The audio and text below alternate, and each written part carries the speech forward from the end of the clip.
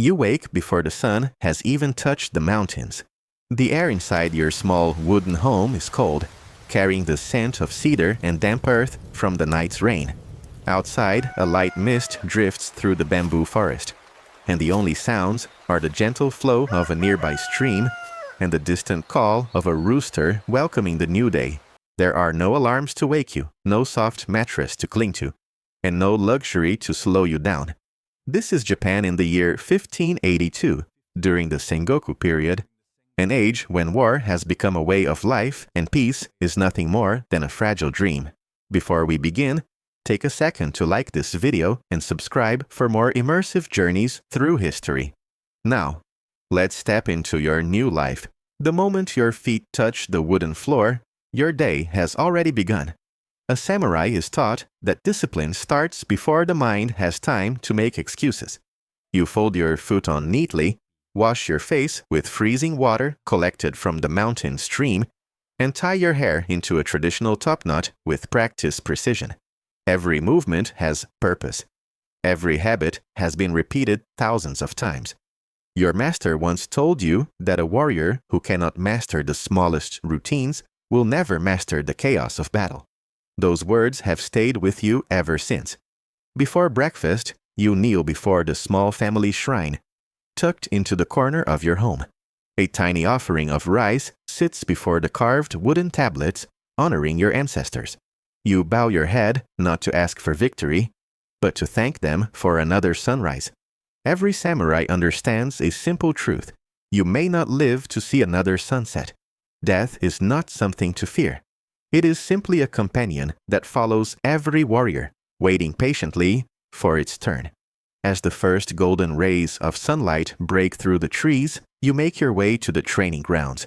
Your master is already waiting. He is an old man whose face bears more scars than wrinkles, yet his posture remains perfectly straight. He doesn't greet you. He doesn't smile. Instead, he simply hands you a wooden practice sword. No words are needed. The lesson begins immediately. For the next several hours, every muscle in your body is pushed beyond its limits. Wooden swords collide again and again, each strike echoing through the quiet valley. Your hands ache from gripping the weapon. Your shoulders burn with exhaustion, and sweat drips into your eyes despite the cool morning air. Every mistake is met with swift correction. Sometimes it is a sharp command. Other times, it is the sting of your master's wooden blade striking your side before you even realize you've left an opening. In this world, hesitation is punished instantly. Because hesitation on a battlefield is the difference between returning home or never returning at all. Your training extends far beyond swordsmanship. You practice drawing your katana in one smooth motion until it becomes second nature. You spend hours perfecting your stance, learning that balance is often more important than strength. Then comes archery. Standing alone in an open field, you raise a long yumi bow toward a distant straw target. The world around you fades away. The breeze, the birds, even your own breathing disappear from your thoughts. There is only the target. You release the arrow, and it slices cleanly through the morning air before striking dead center. Your master gives a barely noticeable nod. From him, that tiny gesture carries more meaning than any praise. As the morning training comes to an end, you realize that being a samurai is about far more than fighting. Contrary to what many people believe centuries later, most of your life is not spent on battlefields. Your duty is to serve your lord in every possible way. Some days you escort merchants carrying valuable supplies through dangerous roads. Other days, you settle disputes between villagers before they turn violent. You inspect storehouses, deliver messages between allied clans, and help maintain order in lands constantly threatened by war. A samurai is expected to be a soldier, a judge, a protector, and an example for everyone around him. Walking through the village, you notice how people react to your presence. Farmers pause their work and bow respectfully. Shopkeepers greet you with lowered heads. Children stop playing just long enough to watch you pass, their eyes filled with admiration. One young boy quietly picks up a stick from the ground and pretends it is a katana, mimicking the stance he has seen countless warriors perform. For a brief moment, you remember being just like him. You remember believing that being a samurai meant glory, honor, and heroic victories. Only now do you understand the truth. Honor is earned through sacrifice. Glory is fleeting. And every sword you carry exists because one day you may have to take another person's life. As the afternoon sun climbs higher, a peaceful rhythm settles over the village. Blacksmiths hammer glowing steel into new blades. Women wash clothes beside the river, while merchants negotiate over sacks of rice and barrels of sake. For a brief moment, it almost feels as though the endless wars consuming Japan exist somewhere far beyond these mountains. But peace during the Sengoku period never lasts for long. Suddenly, the thunder of galloping hooves shatters the calm. A mounted messenger races through the village gate, his horse covered in sweat and mud after riding for hours without stopping. Every conversation falls silent as he leaps from the saddle and rushes toward your lord's residence. You don't hear every word he speaks, but you don't need to. The expression on his face tells you everything before his voice does. An enemy clan has crossed the border. The quiet morning you once enjoyed is gone, and before this day is over, your sword may have to leave its scabbard for real. The village transforms in an instant. Only moments ago, the streets were filled with the sounds of merchants bargaining, children laughing, and blacksmiths shaping steel. Now every conversation has stopped. Farmers abandon their fields.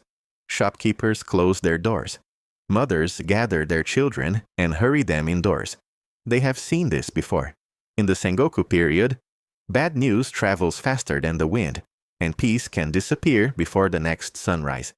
You hurry toward your lord's residence, where dozens of samurai have already gathered. No one speaks above a whisper. The tension hanging in the air is heavier than the armor waiting to be worn. A messenger kneels before your daimyo, reporting that a rival clan has crossed into nearby territory. Their numbers are still uncertain, but scouts believe they are moving quickly. Whether they intend to raid villages, seize land, or provoke a larger conflict doesn't matter. Your duty is already clear. Inside the armory, you begin preparing for battle. Piece by piece, your armor is carefully fastened around your body. The padded undergarments come first, followed by the lacquered plates protecting your chest, shoulders, arms, and thighs. Every cord is tied with precision, every knot checked twice. The armor is surprisingly flexible, allowing you to move freely despite its weight. Finally, you lift your helmet and place it over your head.